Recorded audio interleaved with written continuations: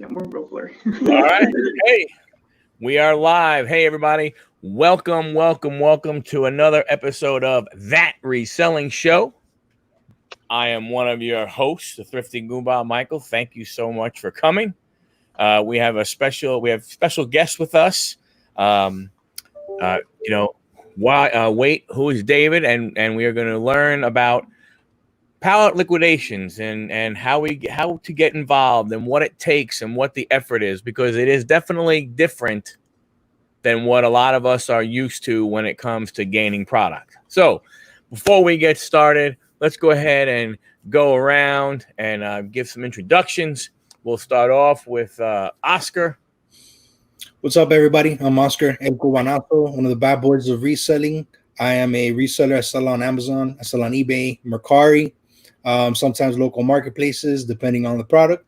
And I'm especially excited about today's topic because this is something that I have, been looking into on YouTube, but I've seen that there is limited information. So I am definitely all questions tonight. Good. Johnny? Hey, everybody. This is John here. I want to appreciate everyone for showing up tonight. And I really want to let our special guest know that we appreciate that he is here with his wonderful sidekick. And I am ready to learn, too. I know absolutely this much about liquidation, and I don't know anything. So I want to know a bunch. And I appreciate him sharing his information with us. And our special guests, please go right ahead and introduce yourself. Yeah, of course. I'm David, or also known as Waitwhoisdavid, on every platform that you can probably find. And then again, I do liquidation, reselling, stuff like that, selling on eBay. I do have Mercari, and then I do OfferUp and pretty much every other little platform. I'm not an Amazon seller yet, but I'm actually starting to study that and wanting to get into that. So maybe you guys can also answer some questions for me, because I know some of you guys do that. And then here I have my girlfriend. You can introduce yourself. Hi, I'm Diana. I just started liquidation because of him. I'm not really an expert, so I also do have questions still. But at the meantime, I do sell on OfferUp for now. Yeah. Excellent. So let's go ahead and we got a good bunch of people. We got Fat Man, soon to be That Man, the Flipper. Thanks, Alex. Who we got here? Never Done Thrifting. Hey, glad you could make it. Hopefully the kids will go ahead and give you a chance to be able to listen to what we got going on. Who else we got here? See, we got Oscar. We have Cosmic Thrifter. Thank you so much for coming. Appreciate it. Nikki T, thank you so much. Rookies, how you guys doing? I hope all is well with you guys. Thank you so much for coming. I believe that catches us up. So, nope, I missed Chris, the old school picker. Chris, thank you very much. And Rookie Boo, thank you for coming. So, with that, I guess, David, one of the things that is interesting that I found about when you try and get into the job. Well, that doesn't do us a lot of good. He just went and disappeared. Hopefully he will come back. He was having a problem with his phone, so hopefully he's logging back in right now. So yeah, I'm sure he'll be back. Yeah. One of the things that I found trying to get into the pallet stuff like that is finding reputable distributors. It's really difficult. Hey, what's up, David? Hey. Sorry about that. We're back. Sorry, I hit the wrong button. My camera. We tried fixing the camera thing. It's still really blurry. So to anybody watching, I'm so sorry if you see only blurred faces and figures. Well, it must be that witness protection program you're in. Yeah, he's got the looks like that. He's got the privacy filter set up. So I guess when we're looking is I guess the most important thing, and John, started to ask the question or was curious about it, and I'll let him finish. So John, please go ahead and go with what you weren't concerned with. I was just saying that I've looked at getting into pallet flipping and stuff like that. I watch Franchise Kicks. He's one of my favorite YouTubers that does the pallet unboxings and stuff like that. And he lives in an area where there are actually distributors where he can go pick them up. I live in a small town that's really far away from a major city, probably about 2 hours. So there are a few distributors up there, but I'm a little leery in jumping in. I don't know what to look for. I've read enough and watched enough videos that you kind of want to know what's on the manifest, kind of get an idea. Franchise, he tries to stay within like 10% of manifest is his price. Like if it's $2,000, he wants to pay $200 for the pallet. And I've been really interested in going down that road, but I've just never jumped in because I just know that I've heard some horror stories. I've heard some war stories about people buying pallets that were just not that great. Okay. Yeah. So just pretty much kind of going off of that. Yes, I think that's actually generally a good thing to kind of follow. If you want to do like that whole 10% thing whenever you're searching for a pallet, 10% is not a bad thing at all to do, especially because honestly, you don't want to overpay at the same time. A lot of the things you will get, again, most of the time, I would say 90 to 95% of the time, the things that you do get are pretty much in good condition, refurbishable, and they still work and you can resell them. But you will end up with like a dead pile of things that won't sell that are probably too niche for you to end up selling anywhere, and it will take a long time to resell. But I would say maybe staying anywhere from 10 to 20% within pretty much of the margin, what you're paying for on the MSRP of something. So if something's $5,000, maybe stay within, I don't know, I would say maybe like $500 of it, roughly around there. You don't want to go over too much because, again, you're not going to sell everything at full price. You're going to, if anything, end up selling everything instead of $5,000, maybe at $3,000. So you have to really think about what you're actually going to end up selling things at, for. But what do you use for criteria then to figure out whether or not somebody is reputable and worth using? I mean, is it just reviews, or is there more to it? So it also has to do with the source as to where it's coming from. So we can use, let's say, liquidation.com as an example. If you wanted to use liquidation.com and you wanted to know if the source that you were buying from is actually good or reputable, you'd want to, what I would say is buy directly from liquidation.com. Like, let's say if you use from them, use only the sourcing that comes directly from their warehouses. That way you're actually guaranteed good quality products and good materials and stuff like that. Because there is times where I actually have bid on different pallets before that people sell, because on liquidation.com, most people don't know.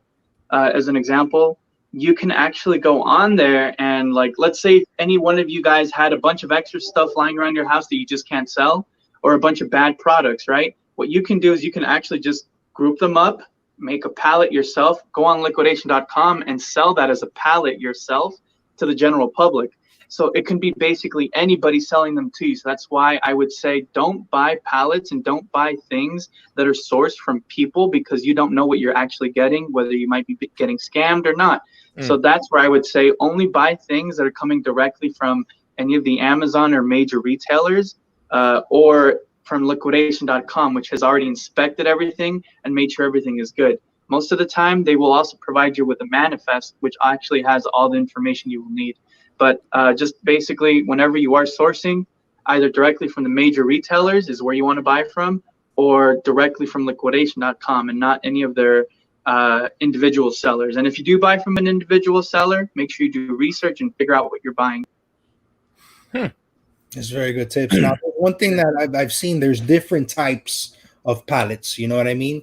Like maybe you'll have shelf pulls, maybe you'll have Amazon returns. So typically, what kind of things would a person that's just getting into reselling and buying liquidation pallets, should they be maybe buying customer returns, or should they be buying shelf pulls, or what type of pallets should they typically be looking for, for someone who's fresh, brand new, like myself?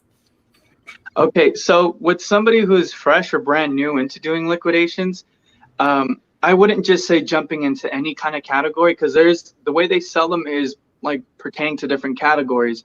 And it also depends on kind of like what you would like to sell. There's two different things you can kind of do, I would say, with this. Number one is find a category or a palette with something that you think you would like to resell. So for example, if you have a passion for electronics, if you like electronics, you know how they work, you know how to fix them, you know where to get parts for them, things like that. If you know how electronics work and you know how to list them, detail them, everything about them, I would say go for electronics. But if, you know, maybe technology isn't your thing, right? And you don't want to sell electronics, but instead maybe you'd rather sell appliances. Maybe you used to work in some location or doing something somehow, somewhere that had to do with more with appliances, things like that. It depends on what you would like to sell. Because if I walked up to you and I said, hey, would you rather sell video games or would you rather sell coffee machines, right? You're going to be more leaning towards another one. And one of them is going to excite you more about selling. And you're going to probably be more knowledgeable about one of them. So I would say, don't just go jumping into any category. Go into something that you're actually happy to spend time selling and something that actually interests you. That way you don't get tired of it or bored of it at the end of the day. So that's, again, number one. Number two is if you just want to take the general approach and just go into any category which will bring you the most money, you kind of have a few things to think about as well. Number one, electronics sell the fastest. Video games are the fastest selling thing probably right now. So if you do end up going into electronics or video games and stuff like that, usually you end up paying more of like 25%. So you'll end up buying them more than likely anywhere from like 75 to like 70% off. So you really you'll barely make profit, but it's still profit, and it's the fastest profit that you can make. Next, I would say is tools and appliances. Those go really fast as well. And then the last thing I guess I would say is generalized merchandise. Sometimes you can get really good things in there, because at the end of the day, if you look at Walmart right now, almost all Walmarts are like missing a bunch of general merchandise. You can't find any bikes right now at Walmart. They're all completely sold out. You can't find a lot of appliances and dishes and stuff right now are completely sold out, like the little machines. So it's very, it depends what route you want to take. But I would always say go with what makes you happy and you like selling. Now, when you say tools, are you is it generally hand tools or hand power tools, or is it just the tool category in screw bits and along the whole lines and stuff? So with tools, it could be anything. So for example, there's different types of categories even within tools. But I would say, because like for example, recently I sold a what is it? It's like a hand saw, like a circular hand saw. You just plug it into the wall. That, like those kind of tools. It could be power tools. Usually it can be a bunch of hardware sets. The range could be anywhere, because the word tools is just so generalized everywhere. Yeah. So, and sometimes it isn't even just tools that are on some of these pallets. They have a theme, but then sometimes you get copy paper or something like that. I actually just got copy paper, in my last pallet. And right. What do you have a YouTube channel, David? Because I am not familiar, and I'm sorry about that. The link, the YouTube link, and his Instagram link are in the description. I would, if somebody could, Alex or somebody, post his stuff up, because I'm wanting to go over there and sub right now, because I love pallet flipping channels. I mean, I watch almost everything that the shoe guy, I'm having a brain fart, he puts out. And I just love watching. I love watching people pull stuff out of boxes. I'm mesmerized by that. So I want to see what you're doing. When you talk about like your general merchandise, is there a big concern of for lack of the stuff that will be sellable? Like do you have an issue where you get those ones where, oh my gosh, you're throwing away a lot of stuff? What do you mean? Like the amount of things that just don't work out in a pallet that are broken, or like what do you mean? I'm just thinking, if you go more general merchandise than you do a specific, I'm going tools, I'm going, health and beauty, right? If you just have a pallet and it's mostly general merchandise stuff, what is your amount that you're still having sellable versus stuff that you're having to basically recycle? Yeah, so that's pretty much like the dead pile is I guess what I kind of call it. A lot of people I've noticed a lot of people call it that, so I kind of stole that.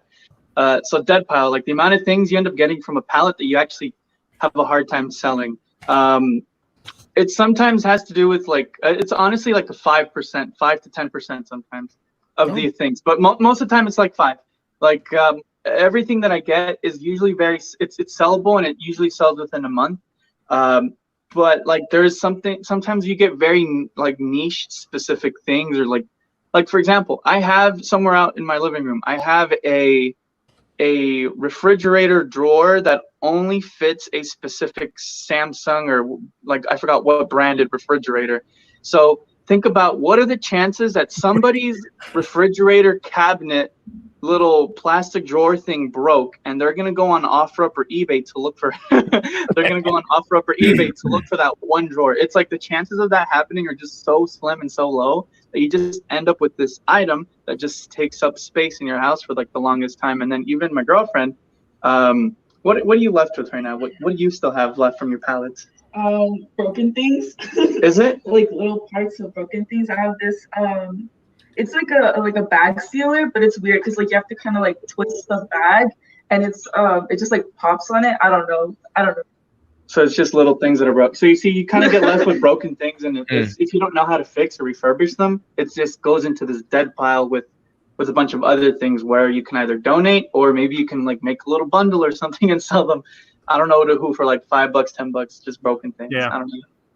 Yeah, I have a broken refrigerator door and a broken microwave handle. Well, we're redoing the kitchen, so I'm not gonna buy we bought a new refrigerator and everything because we're redoing the kitchen.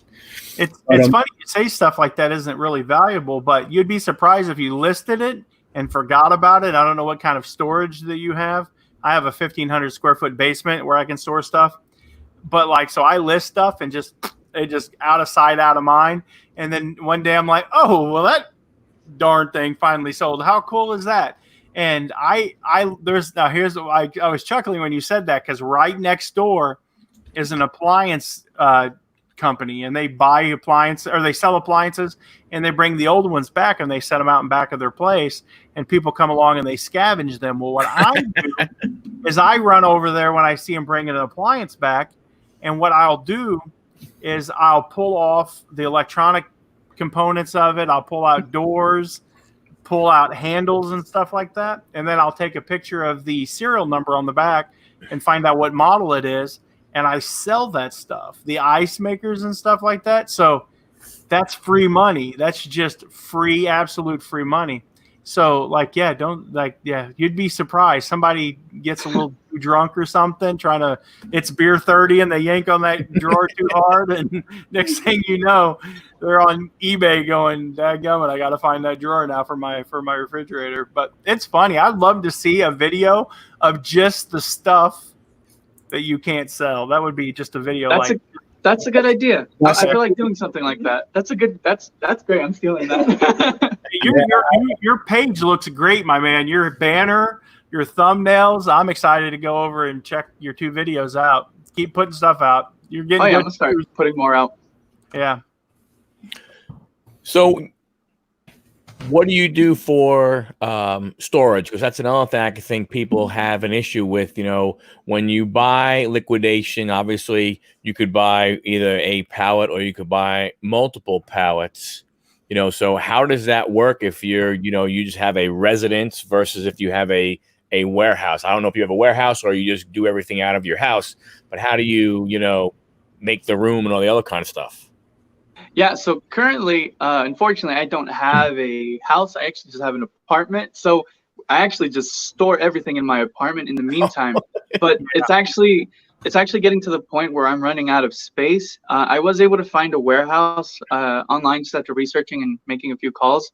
I found a warehouse. It's about $300 a month, pretty much what it costs to kind of keep here in Las Vegas. I'm not sure how much square footage it has, but I'm getting to the point where I'm going to end up having to do that because the plan is basically right now just buying kind of like a pallet or 2 every 2 weeks, if possible, if there's enough space, just reselling and just kind of stocking up on like just my funds on the side. because from there, after being on liquidation.com for so long, the plan is to then move over to either directliquidation.com or bstock.com, which is where instead of buying individual pallets, you buy semi-trucks full of pallets.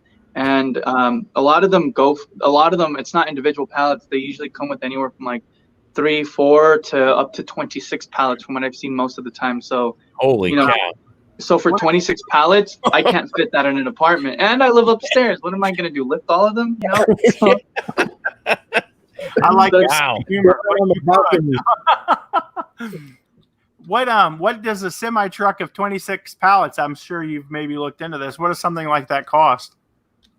So usually it depends. It actually varies quite a lot. So I've seen 3 pallets on one of those websites of just headphones like AirPods and things like that, Samsung earbud things, go for like $5,000 after the auction ends, but they usually contain around 48,000 or 50,000 worth of like AirPods and stuff. And Wow. it's good. It's a good flip because if you're able to just literally just imagine that sitting down in your room, just opening little AirPods, earphones, whatever they're called, those things. You get them, take a couple pictures, post them online, maybe do 10 of them a day, and those things sell for like anywhere from $100 to $200, things like that. And again, there's 48,000 to like $50,000 worth of them. Yeah, so that's example of one of them. But those bigger ones that have like semi trucks full of like 26 pallets.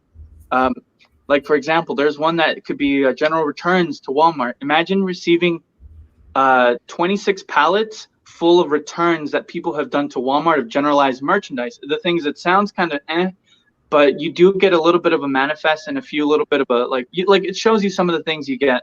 But like it's stuff like bicycles, it's stuff like appliances. I think one of the better things you can buy is like if you can get your hands on a Best Buy semi truck of things, because it's just pure electronics and appliances and machines, and it's really great. But those usually go for a bit more, and you can find semi trucks, and usually the Best Buy ones I've noticed go for maybe like $20,000 after final bids. But the thing is, they usually contain about like anywhere from like $100,000 to like $200,000 worth of appliances, TVs, video games, electronics, things like that. That's like the ultimate goal, right? Of reselling and flipping through liquidation. But in the meantime, again, it's just doing small pallet by pallet by pallet, saving up on the side, eventually being able to join into one of those auctions. And right now I'm just working on getting the space. So as Alex says then, so right now, basically it's the two of you. Well, she does her own thing. I do my own thing too. So what I do is, because I've actually created, I have my own course online too. Everything's because I have my own website and everything too. It's at waitwhoisdavid.com. At the moment, it's currently under a website transfer. I'm transferring domains, so you won't be able to find it. But yeah, so it was literally up just a week ago. Then I started editing everything. It's because we're transferring domains. They used to be hosted on Shopify. Now we're transferring over to WordPress because it's way cheaper, $30 a month as opposed to $4 a month on WordPress to host. So pretty much. She does her own thing. I do my own thing. She has her own pallets at her house, and I have my own pallets and everything at my house. I do end up processing everything, but I have like a workbench, a little photo area where I take care of everything, take pictures and do everything, post everything myself, deliver everything myself. And I just fit it into my day-to-day life. Like, for example, if me and her are going to go on a date to the park or something across town, and there happens to be a sale I can drop off or two on the way there, we'll probably stop by there, drop it off, and then go to the park. And there's been plenty of times where we've stitched them into our daily activities. Yeah, we just process our own things together. But I try to make sure that anybody who goes into this, because I think I've influenced enough people over on my Instagram. I'm not too big on YouTube. That's why I'm not like famous or anything on YouTube, but right now my main focus is Instagram, because I have sold a few courses directly through Instagram, and then TikTok. I went from like I think it was like 100 followers on TikTok, and then all I do is post business videos, liquidation videos, and ways to make money on TikTok, because it's actually very easy to blow up on TikTok and get fame on there that you can then transfer to YouTube and Instagram.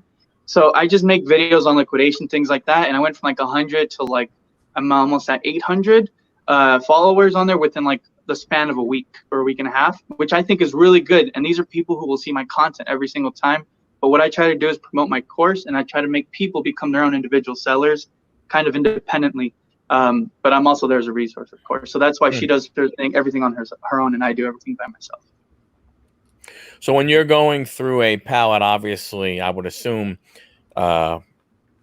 based off of what the pallet is, would make how long, or would make you have to figure out how long it takes for you to process it and then begin to figure out where to list everything. So you get a pallet, what is your typical turnaround time from when it hits you to when you can start listing that stuff? So just between like getting everything ready. Okay, so that is like maybe 2 days, maybe because the way I do it is I usually would pick up pallets. I usually don't pick up one pallet. I pick up multiple, maybe two. So let's just say if I pick up 2 pallets, I would pick them up on separate days or either the same day, and I would just have to unload everything up into my apartment. I mainly take about 2 days to then start listing things, mostly because what I do is I just try to organize everything into boxes and categories and locations, because another cool thing I do is I have a lot of friends and family members who actually just come over to my place, and they look at everything as if it's one big shopping like thrift store kind of a situation. And I've had like friends come over to buy like a $5 protein bottle where they just shake the protein in it. They leave with like $155 worth of things. So I just try to have everything organized in my apartment as if it were a store in case family or friends come over. But the thing is, the only reason it takes me 2 or 3 days or so to kind of get everything ready is because I have to put things in certain locations, certain boxes, and I have to think like, I kind of inspect all the items hand by hand just to see what can I list, what's broken, what's good, what isn't, and things that I can just already start either throwing away, donating, or whatever it might be. But usually about 2 or 2.5 days. Wow, that's pretty good. Yeah. That's pretty good. I thought uncertainty. I'm assuming. I guess. Well, obviously, electronics might take a little longer because do you do full testing on all of your electronics? So there's Never Done Thrifting has a question from in the chat. So the question is, what percentage typically gets tossed because it doesn't sell or has no value? Like out of the pallet, would you say that there's maybe, in your experience, 10%, 5% of the items, 20% gets tossed? It could be anywhere from 5 to 10%, but at the same time, it's 2 different reasons, like I said earlier, why you wouldn't sell something. Either you don't sell it because it's like a very, like the drawer example for the fridge, like it's very niche and hard to sell, that you just don't have the space and you either give it away or throw it away or donate, or because it's broken. But if it's broken, that's sometimes something you have to study too. Like, for example, I actually posted this on my Instagram because I post a lot of the things I sell on Instagram and a lot of products, and a lot of people message me directly to buy. But there was a Dyson vacuum I received. Everything was perfect on it, almost brand new. The battery didn't work for some reason. But on a previous pallet, I had received like 2 or 3 Dyson backup batteries. So all I did was just unscrew the thing, the battery, replaced it, and it went from $0 to $250 within like 10 minutes. So It's like, if you have the products and you know where to get the products and you can figure out why it's broken and if you can fix it, it's really up to you, and you can change that percentage. Because again, I could have just been like, oh dang, it's broken, I can't do anything with this, I'll sell it used or broken for like $10, right? So you can change that, and you can figure out how you control it. It's just really learning about what you're selling, and that's why I try to promote buying into something that you like and you are informed in, as opposed to something that you might not be in. Because if you know how to fix things, you can make more profit. But usually 5 to 10%. Because probably a lot of times they're not, the broken part is something that is simple or not very expensive to fix. A lot of times you're probably not, when you get electronics back and say broken, they're probably not destroyed. It might be, what I'm saying? It might be, the door on the, the DVD player doesn't open every single time, right? You know what I'm saying? Something along those lines. It's not like you get it and it's broken in half in the pallet. Right. No. Yeah. I mean, no, it's never really that crazy. That makes sense. If you're handy and you can, do some basic stuff, you're right. You could turn, items from, silver into gold. Yeah, you'll get something for them, but being able to get more for them. That's really good. Yeah, really good. It's really how you kind of work with it, and just kind of, I don't know, it's just really studying it. Just yesterday, actually, I sold a $90, what is it? Just spray bottle, like for painting indoor walls. The actual bottle itself didn't have a connector from the actual nozzle that connects to the paint gun itself. So I actually went to Lowe's, sorry. I went to Lowe's and I was able to find it for about $3 to $5. I forgot how much I paid. It was like under $5. I paid for this little connector piece. I didn't even know it needed a connector piece, and I was actually going to sell the thing to the person, not knowing it was missing something, until I tried testing it and connecting it. Needed a connector piece. I did research for about 5 to 10 minutes and found that I can buy it at Lowe's, right? So it's just little things like that. So I spent $3 or $4 on it, but made $90 on a little bottle of that sprays paint. I don't know. So it's just little things like that. Very nice. In the meantime, I actually haven't bought any electronics. I'm actually staying away from electronics in the meantime, and that's just mainly because electronics aren't typically sold in large pallets. Electronics are sold in boxes, and right now, currently, with the whole, because I live in Las Vegas, Nevada, we have a couple warehouses for different companies I can go and pick up at locally. That way, I don't have to pay for shipping. But since the whole coronavirus thing is happening, you're only allowed to pick up pallet-sized orders. If it's a box full of electronics, you're gonna have to get that shipped directly to your house. You can't pick that up right now. Oh, wow. Typically, you would be able to, but they charge you maybe $100, $150, roughly around there for shipping. So I'd rather just stay away. Yeah, so I'd rather just stay away from electronics in the meantime. Until I can just go and pick them up myself and save $150, Right. It makes That's insane. So somebody that now goes and goes to liquidation.com or goes to any of these websites and they buy a pallet, we know that their options are to either pick up or, to ship. But in the event that they need to ship one pallet or multiple pallets, I'm assuming all of that goes through freight shipping, correct? It does, yes. From what I've noticed, if you get a big pallet, it basically is freight shipping. But I noticed, even with the really big, heavy, giant pallets, I noticed shipping, it can vary greatly. But the most I've ever seen for shipping was I think $280 max.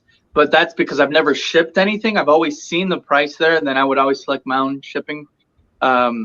But just by the looks of it, just in general, it does look like it can get quite pricey depending on how far you live too.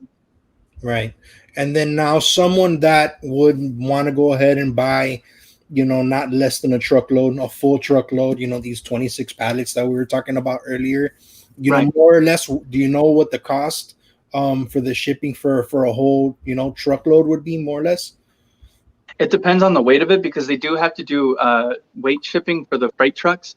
But it can vary. It could literally be anywhere from $500 to $5,000, depending on what you buy. It's really expensive. So that's why I'm saying it's if you can find a liquidation warehouse or location that's anywhere close to you, even if it's in the city, maybe 3 hours away from you, it would be so much cheaper for you to literally just rent some sort of vehicle or rent something, because I know they have what is that company? It's this company that they will actually rent you a semi truck if you get all the certificates and training. I forgot what it was, but you can actually get a semi truck. You can actually just go over, pay for gas or diesel yourself, whatever it is, pick everything up yourself and drive back home and save yourself thousands of dollars, because it'll cost you money, right, to drive over there, buy the diesel. You have to pay for the actual truck itself, the mileage and everything. But even then, at the end of the day, it's still so much cheaper than having to actually pay for somebody to drive everything over to you and then they unload it. If you're able to just, if you're willing to put in the work and, do just find research and get resources, you can do everything yourself. It's just something that takes time and effort, but it's definitely well worth it at the end. But it just really depends on the weight of everything, because you can get a bunch of pallets just full of headphones, right? That doesn't weigh too much at the end of the day, so that would probably be cheaper. Or you can get a bunch of pallets that are full of I don't know, just appliances or bicycles, things crazy like that, heavier things that could be more expensive. So it does depend. or gym equipment. You know, you get a truckload full of dumbbells and plates. And, Oh yeah. Benches. Yeah, that would be expensive. You get the stuff that from the Gold's gyms that are going out. Yeah, right. So when you're looking, right, you're doing your research. It's time for you to go ahead and buy, the next set of pallets and stuff. What types of things do you stay away from? You spoke about some of the things that you look at, things you're passionate about, all those types of things. But are there certain things when you look and you go, "Ooh, you know what? I stay away from that one. Don't even, you don't even give it a second look." Clothing Really? Clothing is hard to sell. Clothing is difficult because clothing already, somebody has to be a specific size or a shoe size, whatever it might be, looking for something like that, and it just takes forever to sell. I have so much clothes from just generalized pallets that sometimes goes in there, and it just stacks up and piles up. It does take a long time to sell because not everybody goes on eBay or OfferUp looking for regular clothes. So that's already very difficult to sell within itself. And then at that point, if somebody does go on there to buy something, they have to be looking for a specific, type of clothing, size, and everything. And then the price that you're selling it at also has to be really good. So it's very difficult to sell clothing. I always stay away from clothing, but it does come in some of our pallets, even though they're like generalized or different things. Like it could be housewares, clothing could still be included somewhere in there, like a little few bags or so. I know she has. Is that all you have left to sell, or what do you have? Most of it is clothes. I have like 2 bags of clothes left that I can't sell. I don't know what to do with it. Yeah, no, you're right. I mean, it is, clothing at times is, is a long tail item, like you said, unless it's something, branded, if it's, Harley Davidson, if it's, Oakley, if it's sometimes that stuff that people typically go ahead and search for. Right. But if you're getting, stuff from Walmart or some from Target, people aren't putting that brand in. You're hoping that someone says, "I want a red short sleeve, shirt, in extra large," and you hope that your listing is the one that catches their eye. From that Exactly. point. Yeah, personally, I know some people will make it work. Some people can definitely do it. I think it's just something that I haven't really dug into as much, so it's not as easy for me to do. But I know some people are very, very well equipped at selling clothing. It's just not my category, and I don't think it's the easiest category for anybody to just dive into right away. But branded stuff definitely sells. So when you decided to get into reselling, what was the attraction to Liquidation Pallets? That's a good question.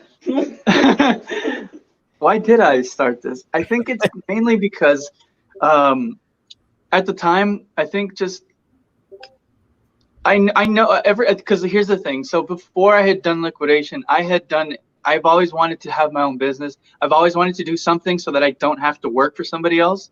And actually, funny enough, what day is it? Today's 1st? Oh, July 1st. Look, hold on.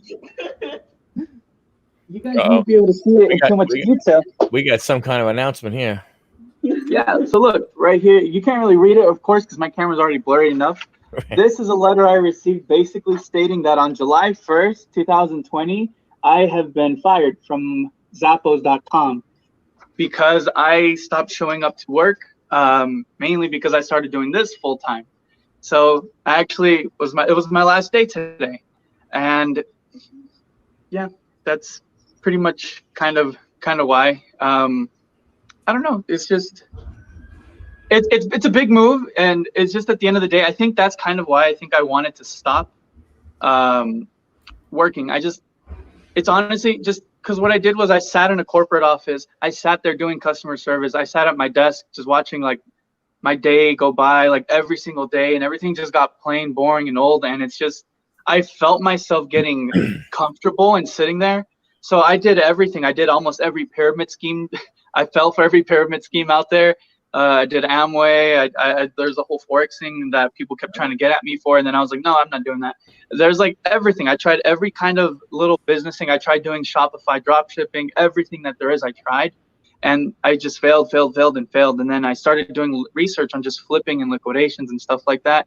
And then I tried it, and then it was the one thing that did actually work, and it did show results. And the way it showed results was simply by just, the more work you put into it, the more money you'll get out of it, and the faster you'll get it. And it's the one thing that did work. And then I started realizing there's a bunch of other people in this community, like you guys yourselves. There's just so many people. Just again, it could be whether it's reselling on OfferUp, eBay, Amazon, or doing FBA. There's a lot of people in this community who make a lot of money, who quit their jobs. I know like a guy on Instagram, his name is Reezy Sells, I think. He makes $100,000 off just selling on Amazon now, monthly, and that's monthly. And I'm just like, I'd love to get to that point. And if he can do it, right, why not me? Why not her? Why not anybody? So it's just, might as well take the jump. So that's pretty much kind of what I've been focusing on. So it's just the main reason, I guess, to answer your question, I got into liquidations because it works. Reselling works, and it brings more money than my job ever did at the pace that I want it, for less the work on my own time. And that's what I love at the end of the day.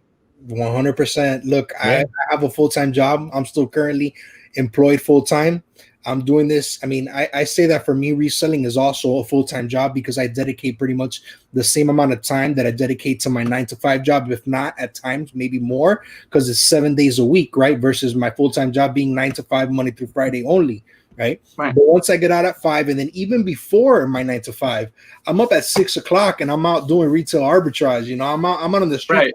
I'm up at 5:30 in the morning, you know what I mean? And I'm out doing retail arbitrage to get home in time for at 9 a.m. because I'm working from home currently because of the whole situation that's going. And then come 5 p.m., I'm back on the streets taking all of my packages to the post office, taking packages to FedEx, right? And then doing more retail arbitrage, you know what I mean? So for me, I'm still full-time, but that's one of the things, that got me into reselling as well. I want to be able to do things on my time. I see that it works.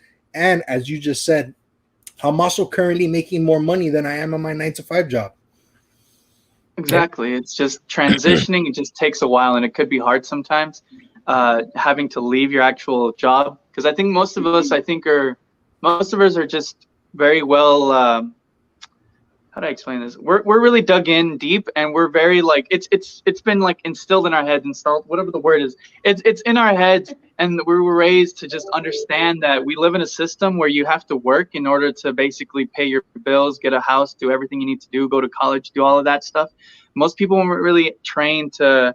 Like, did you ever go to school, and did anybody ever tell you anything about reselling or liquidation, or that you can become your own boss or any of that? No, you were basically trained in a system. You grew up in a system that taught you how to become an employee, and most people don't know how to break out of that. So most people end up being an employee for the rest of their life until you retire, and then blah, blah, blah, do whatever you want. And that's if you still have enough retirement money from your 401k to live the life that you want to. But even then, you don't have enough time to live the life that you could have been living for the past 40 years. So what I'm saying is, it's like, you have the time right now literally to just resell. Like, the way what you're doing is so great. I love how you told me how you wake up in the morning, go straight to retail arbitrage, and then you go to work, and then after that you just start doing back to what you actually like to do. And that's also a very great thing. But a good thing to realize at the end of the day, if you start changing your mindset, is to start realizing that your job isn't your career. Your career is what you want to do and what makes you happy. A job is simply a tool that'll boost your actual business. Use your job to basically pay off the bills on the side, grow your business as big as you can, and then, I don't know, just succeed. But that's pretty much what I'm trying to kind of get at. I realize that, working for somebody isn't the thing anymore. Right. No, I agree 100%. And then the main reason for me, it's not just about money, right? Because, working Monday through Friday, 9-to-5, that time does not belong to me. And I've said it several times, I've said it in my videos, the beginning of my videos, I say what it is that I do. I'm a part-time reseller, and I resell, to make extra money for me and my family. Right. But most importantly, that time, 9-to-5, does not belong to me. You know what I mean? And the reason why I'm trying to break away from it is so that I can have more time to spend with my family. Because at the end of the day, I don't want to be 60 years old. I do not want to be, I'm 35. I'm turning 35 in 25 days. All right. I don't want to be 60 years old and look back on my life and say that I spent my whole entire life working for somebody else, or working when that was time that I could have been with my family. Like, working from home is great because I have my daughter Well, school's out now, but up until a couple of weeks ago, she was doing school, virtually. And then my wife is also here in the house, and she's working virtually. I set her up in another room in the house, where she's, working from home as well. And, it's great because we see each other, Me and my wife, we take 15 minutes every single day. And it's our break time, where we actually just get in bed and we lay down with each other and hug each other. Whoa. 15 minutes a day. PG-13. Don't make it into a perverted thing, John. Right? You're not gonna do that. We lay down in bed, we hug each other for 15 minutes a day because it's great. We're actually being with each other because we're here at home. But before all of this happened, that didn't exist because that time, 9 to 5, does not belong to me. So that's why I'm trying to break away from it. What keeps me still with my 9 to 5 job is two things. It's not the money anymore because I'm making so much more money. I'm making so much more money reselling than I am compared to my regular job. It's two things. It's my health insurance and it's the fact that they pay for my vehicle. Those are the two things that keep me tied into that job. Okay. But little by little, my job going on. It was April. And it's been 3 years last April that I quit my job. I saved up a year's worth of salary. And then I was either going to slit my wrists or jump off something high or quit my job. And I decided that living was a way better option. So I walked away. I understand I worked in a mental health hospital and I dealt with geriatric psych patients. And I seen some crazy stuff. And I have PTSD from some of the things that I dealt with there. And for me, this has been I walked away from my job 3 years ago, not knowing what I was going to do or if I was going to make it. And today I've got almost 6 figures in my bank account and I own a building that I have an antique store out of. And so if you're motivated and a self-starter, you can do it. I would think that you sound like a very intelligent young man. The only advice I would give you would be diversify. Don't rely just on, I'm sure you don't, but don't rely just on pallets and stuff like that. But, be sure to go out and hit them yard sales and put flyers. And one of the things that I did is that I actually, I create business cards and I hand them out to everyone because you want people to equate your name with you buy stuff. And in Las Vegas, that shouldn't be too hard at all because there's a lot of hustlers out there. Oh yeah, so I've made sure to brand myself like crazy. So I've been trying to build this whole Wait Who brand out of everything. So I've got a bunch of business cards, more than I know what to do with. I give them out on every single order. I put 2 or 3 of them in every order. I have my branded shirt. You can kind of see it. Everything that I have is all branded to the whole Wait Who brand. Because I've been trying to build a brand. The whole meaning behind my brand is just kind of wait, who is David? And then that's basically the question, who am I and who am I going to become? And it's I don't know, but stick around. Let's look at what the journey looks like. And at the same time, wait, who is Diana, my girlfriend? Who are you and who are you going to become? I don't know, but why don't you use the power of the internet and your resources to express yourself and create yourself into this beautiful person that you can become? And, it's just that journey of who you're going to be. So that's kind of the brand that I've been trying to push out and kind of the whole journey behind it. But yeah, I think, I don't know. That's really crazy. I'm going to have to visit your antique store. I have, these are the cards that I use. I've created my own antique, my own card.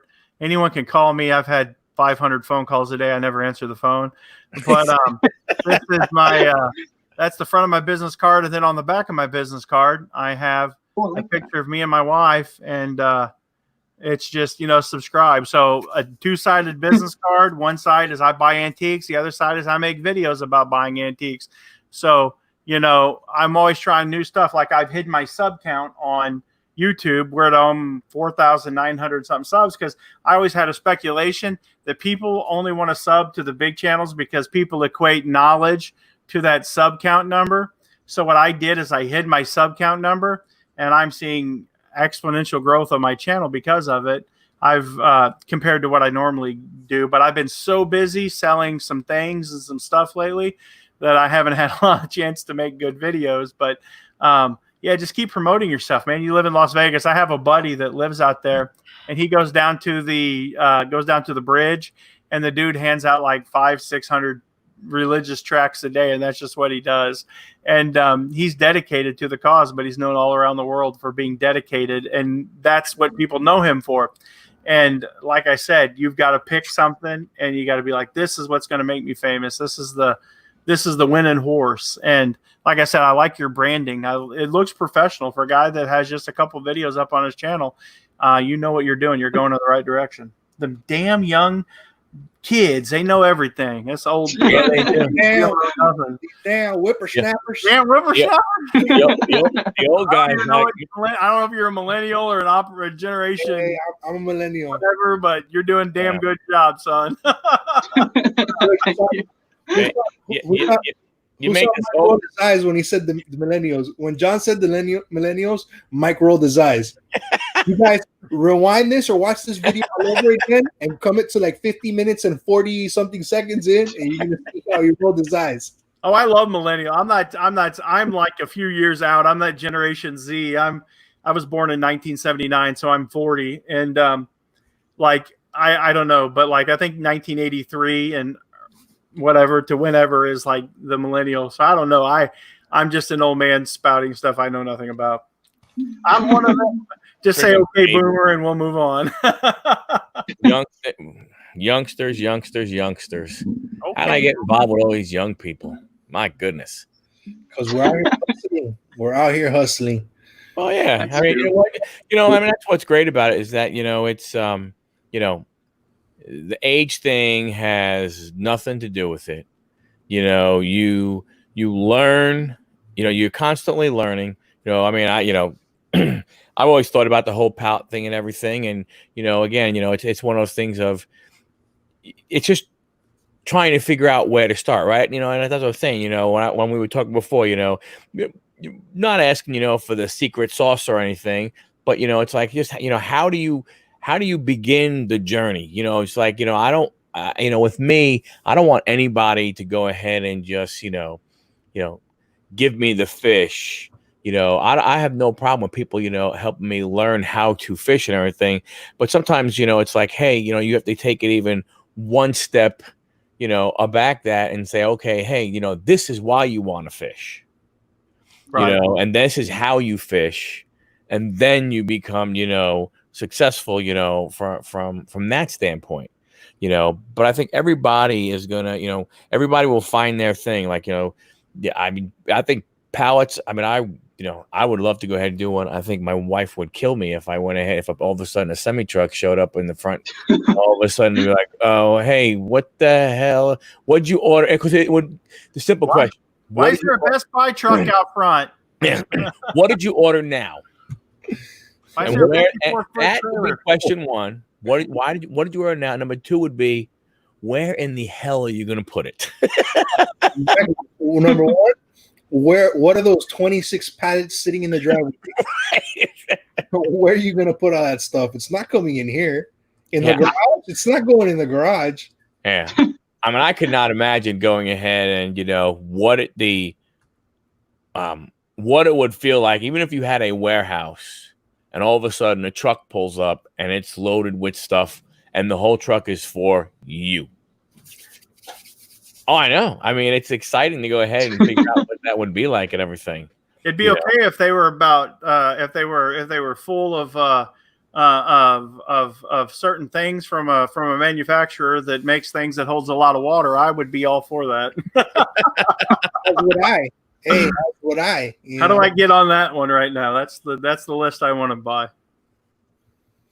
Yeah. Or electronics. I love selling electronics, anything video game related, remotes. And when I was looking at a lot of the liquidations, there was this pallet of Xbox remotes, right? That I was this close to bidding on, but I didn't make that jump into the whole liquidation pallet thing on those remotes, because at that point I still wasn't, knowledgeable about the whole buying things. Like, what to look out for, what is it that you got to stay away from, So I've been trying to find information, about liquidation pallets, and there are a couple people that, John mentioned one of them, franchise kicks, there are a couple others, and there are a lot of good Facebook groups, for liquidation, but I haven't seen a lot of information about, the whole process from beginning to end on YouTube. So, I mean, if that was something that you're considering to do with your channel, I'm definitely looking forward to it. Yeah. And I'm hope that a lot of people in the chat who are watching now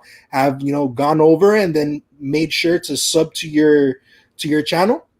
Because I think that, you're definitely going to bring a lot of value, valuable content, to the reselling community right here on YouTube. Yeah, and don't forget his IG too, because his IG is in the description. You can get a lot of information, off of that and see what's going on, on a regular basis and everything. I mainly post on there. Yeah, yeah. Like I said, I mean, I think the whole thing is very it's very interesting. I could just I don't know, that I could just see that first pallet just at times just being overwhelming and looking at it and going, oh my gosh, what did I really do here? And then starting to process that in a way that you could turn around and start to make money on it. Just one bite at a time. Like, how do you eat an elephant? One bite at a time. You buy a pallet, you just open up that first box and you dig into it. But first you turn on your YouTube channel and you film digging through your pallet, because I want to see that. And that's good content. I can watch somebody go into an old barn and pull something out, and I will get so mad. I'll be like, oh, I just get so envious. Like, I don't watch a lot of reselling content because I'm like, I want all of that stuff. But for some reason, I'm able to watch storage, like pallets, and they unbox them. I'm like, wow, that's really cool. Look at all that junk coming out of that pallet. I need to get into that. Yeah, but unboxing there's something about unboxing, like when you're opening the box and taking stuff out, that you feel like a kid again, like Christmas. It's a treasure hunt. But I mean, you think about what you were talking about, Dave, like what you do right now in your apartment, right? You put things out in boxes and people come and visit, so on and so forth. I mean, think about, you get a warehouse and all of a sudden, what that enables you to go ahead and do, a warehouse sale and, and all this type of stuff. I mean, you talk about opening up a completely another, selling platform, for yourself, which is, I mean, that's pretty cool. Being able to do your own things, whether it's just come in and buy or running auctions. Oh yeah, that's definitely a thing. It's amazing. A lot of people here, I've noticed a lot of people, not a lot of people actually, because I've only seen like maybe a few people do this online. Especially here in Las Vegas. How I said there's some pallet or some trucks, semi trucks full of like those 26 pallets. There are people. So imagine if I were to buy one of these trucks, right? And I did have a warehouse that I do have. Imagine if I were to store everything there. What these people do is they organize these little mini auction events, or these little just small events where they basically put all the pallets outside their warehouse. They invite everybody over. And what they do is they have like a little barbecue section with drinks and music and stuff. And what they do is they basically either have each pallet selling at like $600, $650 or so, right? Which is already enough to make them profit if they sold all of them, because there's 26 of them. So that's a good amount of money. So they make thousands of dollars doing that. Or they just do mini auctions just by, again, simply buying the big truckload of it, throwing it in front of a building and saying, hey, event here today, music, free food, this. And a lot of people come and just throw money because they want to get their pallets. Wow. Yeah, I mean, I'm gonna tell my wife that's exactly what I'm gonna do with the 26 pallets that are sitting in our driveway. Right. I'm firing up the grill, honey. We're gonna make margaritas, and we are going to have a big sale. There you go. That's just another option. Yeah, I mean, that's interesting. So what's the competition like out there in Las Vegas for pallet stuff, for pallet liquidations? I don't know. It's actually random. For example, like I've gotten pallets like for like 400, 467 or so, worth like that are worth like $3,000 for like that much before, and that's a very lower profit margin, and that's like a very bad bid. But then at the Wow. same time, she has gotten like a $7,000 pallet for how much? It's like $250. like $250 for like a 5K pallet. So it's like it really varies on the time of the day, the week. Oh, was it 3 I a.m.? got it at 3 a.m. Oh, well, there you go. I guess Wow. do your auctions at 3 a.m. Oh, wow.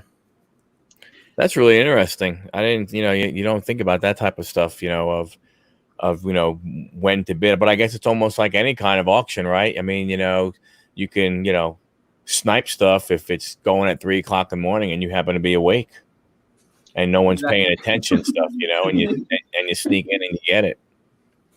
But that's a great way. I mean, that's a wonderful way to go about it. I'm gonna start doing that. 3 a.m. Yeah. Nobody was on apparently. So Oscar, wake up at 4 o'clock, and from 4 to 5 you do your pallets, and 5 o'clock you get out and you go start doing your RA. That'll work. And work. And then come back and do some work. So hey, do we have any other questions? Anything from anybody in the chat? Anything that maybe did not hit on? David, you have anything, any kind of stuff that you would like to throw at us about anything? Well, if anything, I'd like to ask you guys, what do you guys know about Amazon FBA, and what's the easiest or best way to get into that? Do any of you guys do that? Yeah, I do FBI. Both of us, me and Mike, both do Yeah. FBI. I would say the first thing before you get into Amazon is to take a little bit of time to get to know the rules. Compared to other platforms, Amazon is a little bit, they're not a little bit, they're very strict, right? They expect their sellers to be knowledgeable about what can be done, what can't be done, how to, take care of your buyers, everything. If you're doing, seller fulfilled, or if you're on FBA, you need to know how to properly label shipments. So there's a lot of information that a person should take a little bit of time to know, including the terms of service with Amazon. And that's the first thing. And then the second thing, I would suggest books. Sending in books to Amazon. I think that is the safest way for a person that's new to FBA to get into Amazon. I started with books, and now I'm sending items that are over 180 pounds. I mean, not sending items, but I'm selling on Amazon.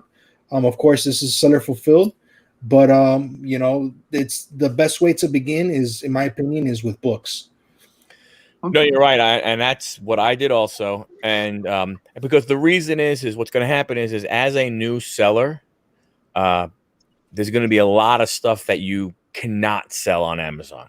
So what typically happens to a lot of people, they go and they start looking for stuff, and they see something, right? They go out, and they see a great deal on these mice, and maybe, I get them, and, I want to throw them on Amazon and stuff, but I can't sell them. And, people wind up getting discouraged because in the beginning, there's going to be a lot of stuff that you're not going to be able to sell. So it's, you literally have to scan and check everything because you're not sure what it is you're going to do.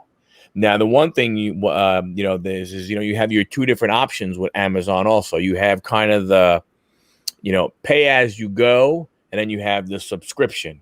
Pay as you go is every item you sell after fees and everything, Amazon takes 99 cents.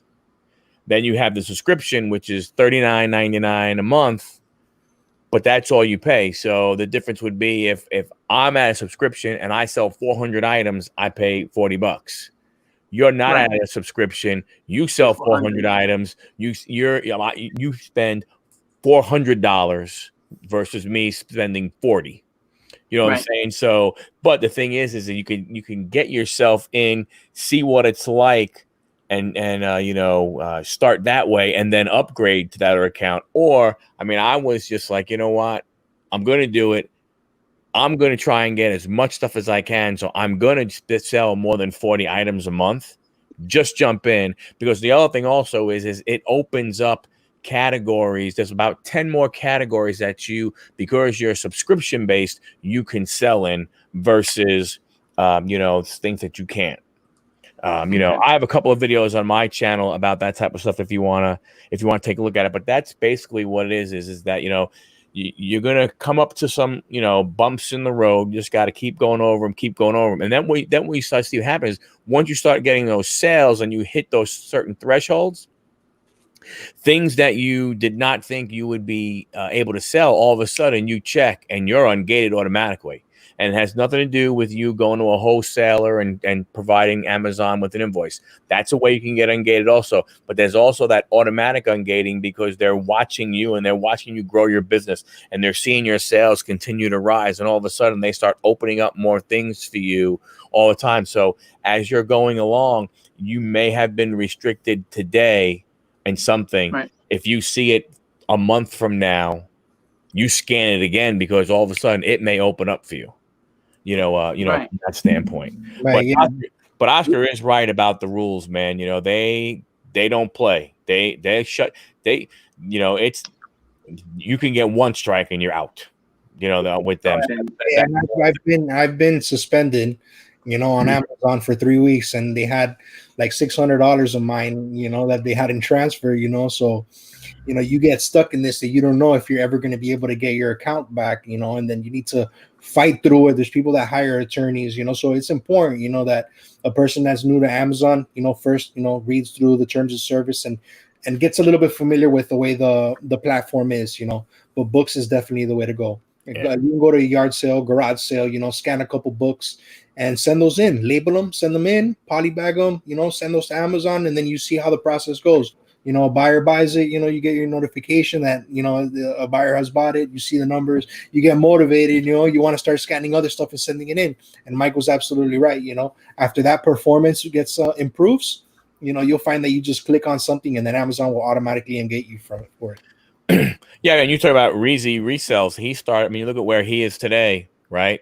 If you look him up, he started with books. He just started going to, and the thing is it's garage sales, but then, you can, library sales, is another big one and stuff. And you just load up and you just scan the books and you see, and you go and you don't realize you're like, you buy books for a quarter for 50 cents and everything. And, they're selling for $15, $18, $20, sometimes even more and everything. And all of a sudden it just, it builds and everything. So it's definitely a good way to get started.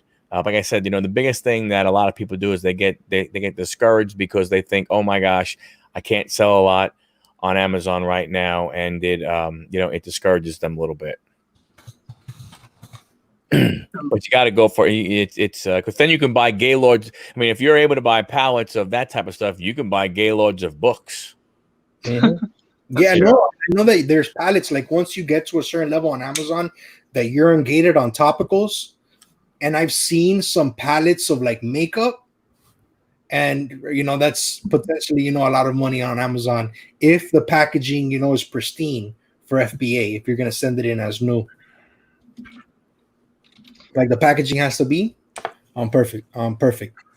Yeah. So like if you're looking at something on Amazon and you have a packet and you see like a little crease in the corner, oh yeah, they'll say no. Yeah, you want to stay away from that. Another question I kind of had for you guys too is, what do you guys use to like scan things in person? Because I've noticed people look up, they have like an app or a phone or a scanner. I don't know what it is. They just go, because I'm new to the whole FBA thing and just Amazon, where it shows you like how much something sells for on Amazon, how much FBA costs would be or things like that, and how much profit you would make. Because I've seen people posting a lot of screenshots from a lot of Amazon sellers. So I don't know if there's an app or a program for that you guys pay to use, like subscription. Yeah, there's actually 3 ways to do it. If you're going to be talking about doing just specifically books, there are some good apps for that. Scout IQ is one of them that has a monthly cost, and another one is Scoutify. So either one of those two work very well for scanning books. It'll tell you what the score is on the book, like how many times you can judge by the score, how many times it's sold in the past couple of months.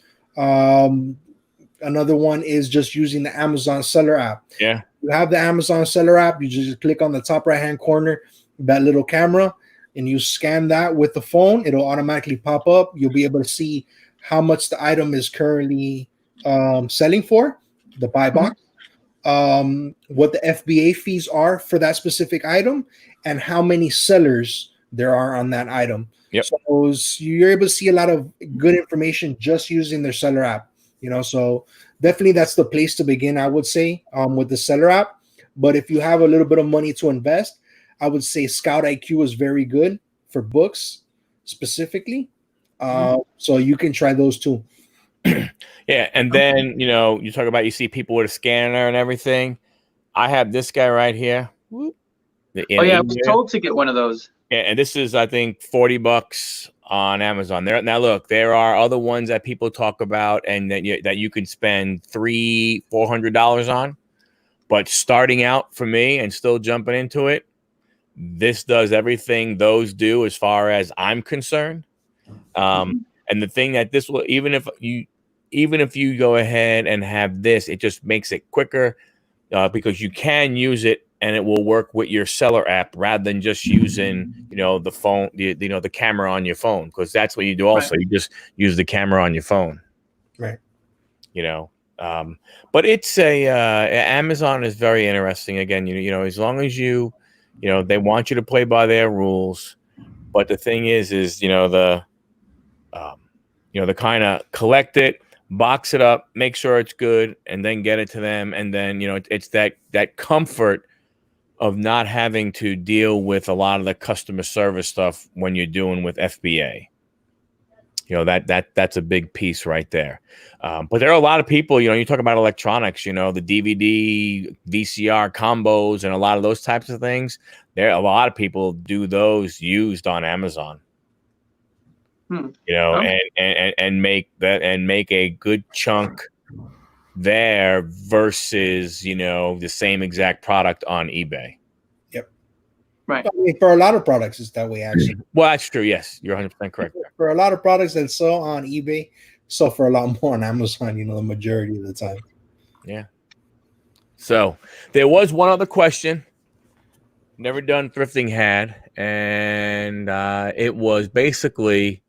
Do the pallets, do you get them sometimes where they are just nasty, dirty, unsanitary, where you're like, oh my gosh, it's going to take, you do? Well, yes, it does vary, because at the end of the day, a lot of it is just unchecked customer returns. Most of the time, everything that I do get is usually very in good condition and clean. Because most people are nice enough to actually say, oh, dang, I'm actually returning something. Let me make sure it's cleaned up and looks good so that they can accept my return. Because that's what a lot of people think, right? So most people do clean it. And then there's some people who just don't care, which is pretty much maybe if I were to get 20 things in a pallet, maybe 2 or 3 of them might be not as clean as they could potentially be. So then I would have to clean it. So it's things like that. But it's not like where you get the whole pallet is just disgusting and dirty. No, it's maybe just 2 or 3 items that still have just remains of for example, coffee machines have maybe coffee grinds somewhere still in them, things like that. Or just vacuums, they didn't probably dust them or anything before bringing them back, things like that, just having to clean them. But it's not that big of an issue at the end of the day. Again, it's more of just because if I sit there and complain man, this vacuum is dirty, dang, this coffee machine has so many grinds in it, I'd be wasting time on complaining, which won't do anything. So instead I just go sit down as much as I don't want to, I clean it, and then it's good to go. But it's just, you don't get that many. Well, that's good. That's really good. I like when Franchise Kicks gets the open packs of underwear and he's like, and he throws them away because he don't want to deal with it. He's a germaphobe, so it is really interesting. Well, this has been great. We've been going for 73 minutes right now. Thank you all who are in the chat who have stayed this long. Thank you very much. We are going to wrap it up with some last words of wisdom, and we will start with John, and then we'll end with our guest going last. Plug anything you want. I caught you, didn't I, Johnny? I don't really have a whole lot to say. I just want to say thank you, everyone, for coming out and watching our show tonight. It's last week we missed. I had some something I had to do. And it was just a bye week for us. So we're back in the saddle again. I'm guessing next week it's going to be on Oscar's channel, and then it will finally come back home to me. And be sure you've subscribed to everyone, especially David, because we're going to have to keep pushing him to make more videos of him pulling stuff. So thank you guys for watching, and I'll turn it over to, I guess, Oscar. Yeah. All right. Thank you. Yeah, same thing. I want to thank everybody in the chat for hanging out with us. A special thanks to David for joining us, and his girlfriend as well. A lot of great information, and I'm looking forward to seeing that video of, the destroyed items. Oh yeah. But thanks for coming on. I just want to say also, tomorrow 9 p.m. on my channel, we're going to be opening up, me and this guy right here. Yep. We're going to be opening up some packs of Panini Mosaics, or a lot of packs. We're going to see if we find a couple of good rookies in there and any other cards. So I'll drop that in the... I just dropped the chat. I just dropped it in the chat. I'm going to drop it again in the chat. So you guys want to check it out, just jump in there, give it a thumbs up, and set the reminder for tomorrow. It's going to be, again, 9 p.m. on my channel. And I wanted to, say the same thing. David, watched you the first time on Nate and Anthony's, Ecom and Beyond, and I knew it was. I knew I wanted to go ahead and have you on, spend time with you, because just getting a little bit there, I wanted to get more, and I definitely got more, which is which is awesome. Just more things to think about, more things to try to do more research, and so and so. So thank you so much for go ahead and coming on. Everybody in the chat, the mods, thank you very much. Thank you for all that have stayed around here. Appreciate you guys being here. If you haven't hit the thumbs up on the way out, if you can hit the thumbs up, that would be awesome. I appreciate it. And with that, David, turn it over to you. Plug what you got to plug. Do what you, and send us home, my friend. Send us home. Yeah. Well, again, just what you guys said too. Thanks for everybody who ended up watching and just kind of tuning in today. I'm sorry that my camera's blurry. I don't know what it's doing. I tried fixing it like 12 times throughout this whole thing, but thank you guys for watching. Thank you for listening. I hope that maybe something that any one of us said helped somebody along the way in some sort of way. But I guess I have to plug anything. Check out my Instagram, Waitwhoisdavid. If you need to check out, more daily information, I post a lot of the things I sell and what I do on there, and like my progress on Instagram. YouTube, I'm going to actually start uploading more videos. I have one currently editing right now on my computer. And then if you want to see more ways to make money in little small techniques, or just kind of a daily process and flipping things, I do have my TikTok, which is also at Waitwhoisdavid, and YouTube again at Waitwhoisdavid. Everything is at Waitwhoisdavid. And then currently my website right now, it's currently still in the middle of transferring, but it should be done by next week, which would be waitwhoisdavid.com, which you should be able to also look at. You'll be able to see everything from my OfferUp page, from anything I sell, to Twitter, to Instagram. You should be able to find my course that I sell for $20 for anybody who wants to get into it, and to liquidation and reselling. So it's just a lot of stuff in the works, but basically at the end of the day, if I have to plug in anything for you guys to remember, anywhere on anything, Waitwhoisdavid. And that's it. And I don't know if she wants to say any last things. Please go right ahead. Just thank you everyone for watching, and everybody in the chat. I don't really have anything to plug in besides my Instagram. It's at Lonely Walnut. But yeah, and then thank you guys for also your feedback and everything. I really enjoyed. Good. Glad glad we could help. And with that, again, everybody, thank you very much. If you haven't subscribed to anybody, please go right ahead. And with that, hey, as always, peace. We'll see you guys next week. Come back for more.